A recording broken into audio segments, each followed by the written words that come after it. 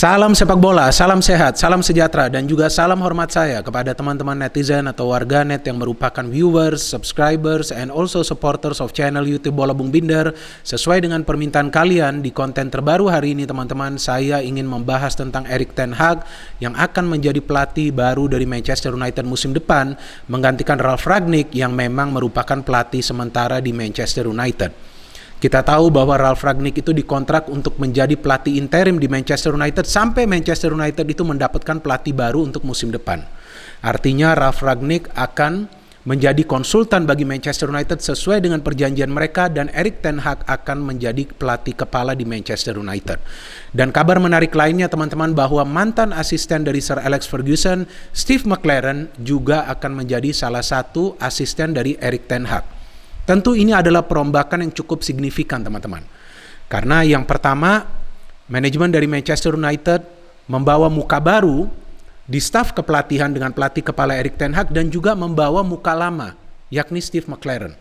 Nah, ini tentu akan menjadi blending yang sangat menarik. Karena kita tahu Steve McClaren tentu memahami cara permainan dari Manchester United ketika masih dilatih oleh Sir Alex Ferguson, dan kemudian ada Erik ten Hag dengan konsep permainan menyerangnya. Tentu harapan kembali sangat besar dari para pendukung dari Manchester United yang sebelumnya juga punya harapan besar terhadap Ralf Rangnick kan. Tapi ternyata Ralf Rangnick yang dilabeli Godfather of Gegenpressing, ternyata timnya Manchester United gagal pressing terus-menerus dalam setiap pertandingan-pertandingan besar. Salah satu masalah utama di Manchester United kita tahu adalah di lini pertahanan yang juga masih belum bisa dibenahi oleh Ralf Rangnick. Artinya tugas pertama dari Erik ten Hag secara teknis adalah untuk bisa membuat lini pertahanan dari Manchester United ini solid. Bukan berarti hanya dengan mengganti pemain-pemain yang berada di lini pertahanan saat ini dan membawa pemain-pemain baru. Tapi cara permainan yang perlu diubah teman-teman. Mungkin juga dengan gaya pressing, mungkin juga dengan gaya possession, mungkin juga dengan gaya passing cepat, mungkin juga dengan gaya frontal attacking yang dia terapkan di Ajax Amsterdam. Kenapa saya katakan frontal attacking? Karena jika teman-teman perhatikan permainan dari Ajax Amsterdam, tidak ada istilahnya bertahan. Ketika para pemain itu menguasai bola, bola itu selalu dialirkan ke lini pertahanan dari para pemain tim lawan. Hasilnya, Ajax Amsterdam adalah tim yang selalu mencetak paling banyak gol setiap musimnya selama dilatih oleh Erik ten Hag. Dan itu bukan saja di Liga Eredivisie, tapi juga di Liga Champions. Sangat menghibur menonton pertandingan dari Ajax Amsterdam, karena tim ini menyerang ke lini pertahanan tim lawan, bukan bertahan di ruang pertahanan mereka sendiri. Dan ini yang menurut saya dibutuhkan Manchester United. Mereka perlu menjadi tim yang mengandalkan attacking game. Boleh pressing, tapi setelah pressing perlu menyerang dengan rapi. Nah, ini kan yang gagal dilakukan oleh para pemain Manchester United sejak ditangani oleh Ralf Rangnick. Pressingnya gak kelihatan, passingnya gak kelihatan, possessionnya minim, yang ada sering terjadi miskoordinasi di antara para pemain. Artinya apa? Kualitas pemain yang sekarang berada di Manchester United ini tidak cukup baik untuk mengikuti pola permainan atau konsep permainan dari Ralf Rangnick. Maka itu seperti yang tadi saya katakan, bukan gegenpressing yang terjadi, tapi gagal pressing. Dan bisa juga terlihat gagal paham ini satu sama lainnya para pemain kan. Karena kelihatan mereka bermain lebih sebagai individu, bukan secara teamwork.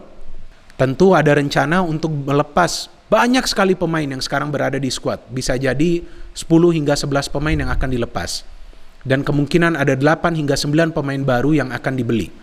Tapi siapapun pemain yang nanti bermain untuk Manchester United perlu punya karakter. Karakter seperti apa? Karakter untuk meraih kemenangan demi kemenangan dalam setiap pertandingan. Haus untuk kemenangan. Pantang menyerah. Etos kerjanya harus lebih baik lagi. Dengan etos kerja yang baik dan juga dengan karakter yang kuat, tentu MU akan bisa membangun apa yang kita sebut istilahnya the winning mentality. Winning mentality itu bagaimana bisa mereka capai teman-teman ketika para pemain itu sudah punya karakter yang kuat untuk bisa menjalin chemistry satu sama lainnya. Jadi yang penting bermain untuk tim, bukan show of skill, tapi show of passion. Mereka harus bergairah di atas lapangan dengan membela klub sebesar Manchester United. Itu yang saya jelaskan kan. Di pertandingan-pertandingan besar terlihat para pemain MU itu kalah fighting spiritnya. Contohnya, ya teman-teman bisa lihat di pertandingan lawan Liverpool dan juga lawan Manchester City. Jika kita gabungkan total kekalahan Manchester United lawan Liverpool dan juga lawan Manchester City, maka secara skor Manchester United itu kalah dengan skor 15-1 teman-teman. Menyedihkan sekali kan? MU itu hanya bisa mencetak 1 gol dan kemasukan belasan gol. Which means kesalahan itu bukan saja berada di pihak pelatih sekarang ini, Ralf Rangnick, tapi juga di para pemain. Tampak mereka itu seperti belum dibayar gajinya. Maka itu kurang fight. Jadi cukup banyak pekerjaan bagi Erik ten Hag, baik secara teknis dan juga non-teknis. Maka itu para pemain Manchester United perlu punya fighting spirit yang kuat, teman-teman. Itu tidak selalu mereka tunjukkan di setiap pertandingan musim ini. Beda jauh kita tahu kualitas pemain-pemain tengah dari Manchester United dengan kualitas pemain-pemain tengah dari klub-klub besar lainnya. Contoh di Liverpool ada Fabinho, ada Thiago. Di Chelsea ada Kovacic, ada Kante, ada Jorginho. Di Manchester City ada Rodri, ada Gundogan, ada De Bruyne. MU punya siapa? McTominay dan juga Fred. Terlihat jelas dua pemain ini tidak konsisten. Sering juga kalah pressing.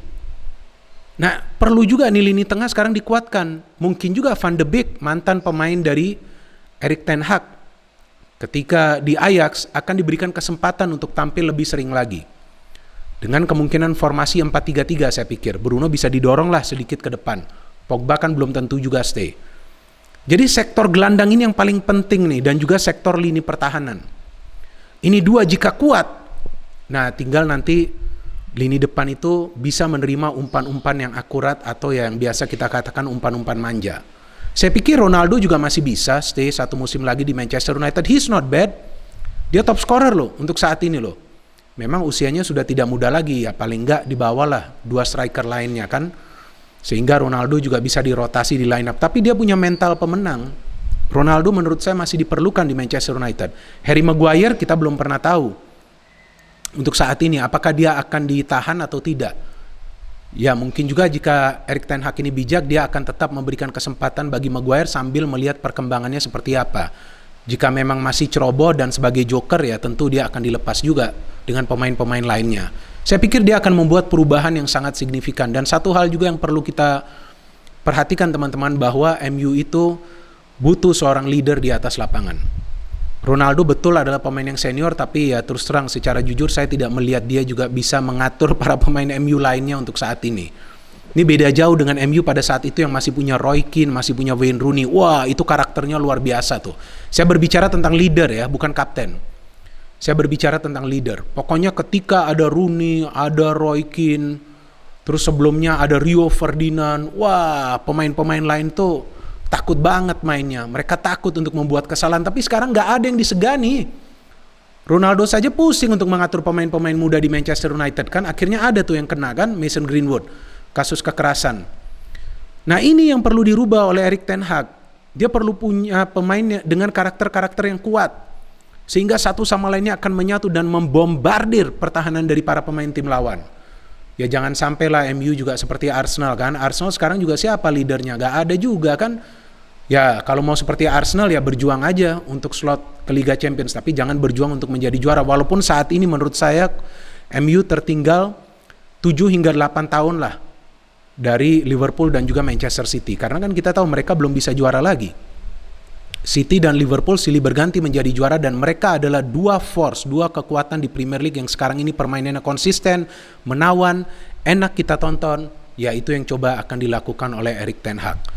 Memang harapan besar bagi para pendukung MU bahwa Erik ten Hag bisa memberikan prestasi, tapi saya pikir tidak semudah itu. Karena kita tahu untuk saat ini selain Liverpool dan juga Manchester City masih ada Chelsea. Jadi untuk sampai ke level Liverpool dan juga Manchester City, MU pertama-tama perlu dulu menyamai level dari Chelsea. Chelsea sudah juara Liga Champions musim lalu teman-teman, dan Chelsea masih bisa bersaing di papan atas, masih bisa menyulitkan City dan juga Liverpool meskipun tidak selalu menang atas dua tim tersebut. Jadi MU perlu naik 2 hingga 3 level dalam waktu beberapa tahun ke depan. Yang penting juga adalah pemain-pemain baru yang nanti akan dibawa oleh Erik ten Hag. Pemain-pemain yang bisa bermain sesuai dengan konsep yang ingin dia terapkan, maka itu perlu cuci gudang nih MU. Rangnick masuk di pertengahan musim di mana para pemain MU itu tidak bisa memahami konsep permainannya. Erik ten Hag ini kan mulai fresh. Nah tentu dia punya peluang lebih baik lagi untuk bisa membangun fondasi yang kuat di Manchester United, dan saya harapkan bahwa Erik ten Hag akan stay untuk waktu yang lama, karena memang ini adalah salah satu tim besar yang saya juga ingin kembali bersaing di papan atas, memberikanlah persaingan kepada Liverpool dan juga Manchester City serta Chelsea. Ya kalau Arsenal jangan kita ngomongin dulu ya, Arsenal memang sekarang levelnya masih ada di papan tengah lah, kan mereka punya begitu banyak pemain muda. Mungkin nanti 2 musim ke depan baru Arsenal bisa naik level, tapi saat ini kita jangan bicara Arsenal itu dengan level Chelsea, Liverpool atau City ya, kecuali nanti mereka ganti pelatih dengan pelatih yang berpengalaman. Oke, so Vivid, apa yang perlu dilakukan Ten Hag? Ini yang menarik kan, apakah Ten Hag akan menjadi penyelamat? Bagaimana pemikiran dari para viewers? Bisa memberikan komentar kalian di kolom komentar di bawah konten ini. No hate, only football, salam sepak bola.